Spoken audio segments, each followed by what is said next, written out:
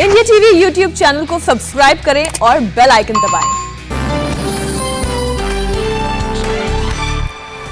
पश्चिम बंगाल की मुख्यमंत्री ममता बनर्जी आज फिर करेंगे 3 रैलियां, तीनों जनसभाएं ईस्ट मिदनापुर में। ममता के खिलाफ आज मध्य प्रदेश के सीएम शिवराज सिंह चौहान संभालेंगे मोर्चा। ईस्ट मिदनापुर में 2 जनसभाओं को करेंगे संबोधित। बीजेपी ने पश्चिम बंगाल के आखिरी 4 चरणों के लिए उम्मीदवारों की लिस्ट जारी की। लिस्ट में 157 उम्मीदवारों के नाम। बीजेपी ने मुकुल रॉय को भी चुनावी मैदान में उतारा। कृष्णानगर उत्तर सीट से चुनाव लड़ेंगे। 2 दशक के बाद चुनावी मैदान में उतरेंगे। बीजेपी ने मुकुल रॉय के बेटे शुभ्रांशु को भी लगाया था। वह भी मौजूदा टीएमसी एमएलए हैं शुभ्रांशु।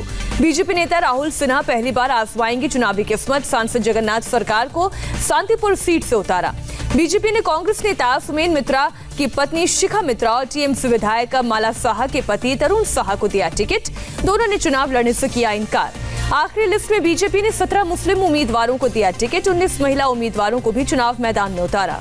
जलपाईगुड़ी में बीजेपी कार्यकर्ताओं ने अपनी ही पार्टी के दफ्तर में तोड़फोड़ की। बीजेपी के झंडे जलाए। सुजीत सिन्हा को टिकट का विरोध किया। नॉर्थ 24 परगना सीट में जगदल सीट पर बीजेपी उम्मीदवार का भी भारी विरोध। कार्यकर्ताओं ने पार्टी के बैनर और पोस्टर को फाड़ा। नॉर्थ 24 परगना में बीजेपी कार्यकर्ताओं का हंगामा। उम्मीदवार बदले जाने के विरोध में आग लगाकर किया एक्सप्रेसवे जाम। जलपाईगुड़ी में चुनावी हिंसा, बीजेपी दफ्तर में तोड़फोड़ और आगजनी। बीजेपी ने आगजनी के लिए टीएमसी को ठहराया जिम्मेदार। टीएमसी का आरोप, खुद बीजेपी वालों ने लगाई आग। बीजेपी कार्यकर्ताओं पर हमले पर बोले शुभेंदु अधिकारी। कहा जितना हमला करेंगे टीएमसी का होगा सत्यानाश। नंदीग्राम की रैली में हमले को लेकर धर्मेंद्र प्रधान ने ममता पर बोला हमला। कहा उन्हें लोकतांत्रिक तरीके से चुनाव लड़ना चाहिए। बीजेपी नेता कैलाश विजयवर्गीय का बड़ा बयान। कहा टीएमसी का मतलब हिंसा वाली राजनीति। बीजेपी डेलीगेशन ने चुनाव आयोग के सामने 3 मांगे रखी। कहा बंगाल पुलिस चुनाव आयोग को कुछ नहीं समझती। नंदीग्राम हंगामे को लेकर भी इलेक्शन कमीशन से शिकायत। ममता की आचार संहिता के उल्लंघन का भी उठाया मुद्दा। टीएमसी नेताओं का डेलीगेशन भी दिल्ली में चुनाव आयोग से मिला। राज्य में निष्पक्ष चुनाव कराए जाने की मांग की। चुनाव आयोग की फुल बेंच की टीम 23 मार्च को जाएगी पश्चिम बंगाल। चुनाव की पूरी तैयारियों का लेगी जायजा।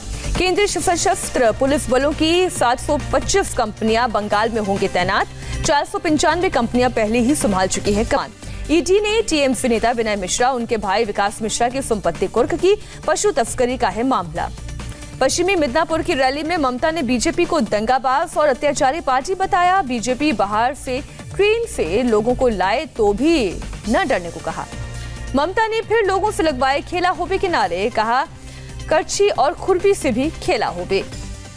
ममता ने पीएम मोदी के परिवर्तन वाले नारे का भी जवाब दिया। कहा चुनाव बाद दिल्ली में करेंगे परिवर्तन। ममता ने खुद को कहा टाइगर, सिर्फ जनता के सामने झुकाऊंगी सर, जब तक सांस है लड़ती रहूंगी।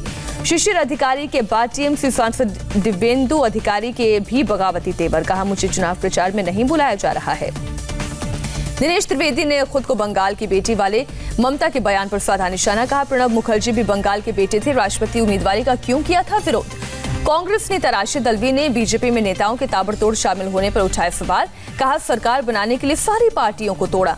कोलकाता के बाद सिलीगुड़ी में बीजेपी की व्हील चेयर रैली। बीजेपी सांसद अर्जुन सिंह पर घर बम से हमले का विरोध। पश्चिम बंगाल में बीजेपी उम्मीदवार एक्ट्रेस श्रावंती चटर्जी ने पूजा पाठ कर चुनाव प्रचार की शुरुआत की। बीजेपी ने श्रावंती को बेहाला सीट से टिकट दिया है।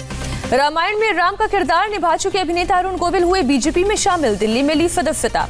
अरुण गोविल ने कहा ममता के जय श्री राम के नारे पर चढ़ना बना मेरे बीजेपी में शामिल होने की वजह। जय श्री राम नारा नहीं, जीवन का तरीका।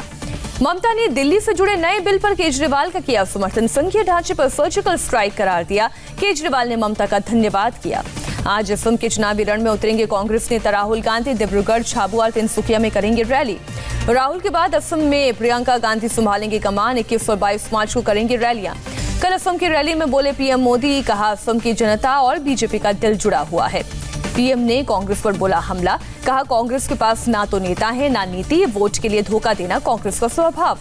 असम में आजमल की पार्टी से गठबंधन पर सवाल उठाने पर कांग्रेस का बीजेपी पर पलटवार। कहा ध्रुवीकरण के लिए बीजेपी बना रही है मुद्दा। छत्तीसगढ़ के मुख्यमंत्री भूपेश बघेल ने बीजेपी की तुलना अंग्रेजों से की। देश पर शासन करने के लिए विभाजनकारी नीति अपनाने का आरोप। असम में दूसरे चरण के चुनाव प्रचार में 4 मंत्री समेत 345 उम्मीदवार मैदान में। 1 अप्रैल को 39 सीटों पर डाले जाएंगे वोट। एक्टर से नेता बनी बीजेपी उम्मीदवार खुशबू के पास कुल 22.5 करोड़ की संपत्ति। कल थाउसेंड लाइट सीट से किया था नामांकन। डीएमके अध्यक्ष स्टालिन ने तमिलनाडु में तेज किया प्रचार। एआईएडीएमके पर लगाया चुनावी वादे पूरा नहीं करने का आरोप। केरल में कांग्रेस को लगा करारा झटका। के सुधाकरण ने मुख्यमंत्री विजयन के खिलाफ चुनाव लड़ने से किया इनकार। दूसरा उम्मीदवार उतारने को कहा। कन्नूर के कांग्रेस सांसद है सुधाकरण, चुनाव लड़ने के लिए पर्याप्त तैयारी नहीं मिलने को बताई वजह। कांग्रेस उम्मीदवार सी रघुनाथ ने केरल के मुख्यमंत्री पिनराई विजयन के खिलाफ केरल विधानसभा चुनाव 2021 में चुनाव लड़ने के लिए अपना नामांकन दाखिल किया। चुनाव लड़ रहे मलयालम अभिनेता कृष्ण कुमार ने घर घर जाकर प्रचार किया। केरल में अजब गजब नॉमिनेशन। कोयम्बटूर में एक उम्मीदवार सिर पर मटका रखकर पर्चा करने के लिए पहुंचे। तमिलनाडु के बीजेपी अध्यक्ष एल मुरुगन ने चुनाव के लिए पर्चा भरा। धारापुरम सीट से नॉमिनेशन।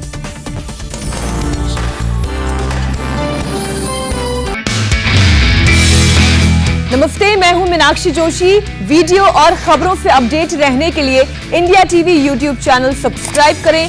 बेल आइकन दबाना ना भूलें। जुड़े रहें इंडिया टीवी के साथ।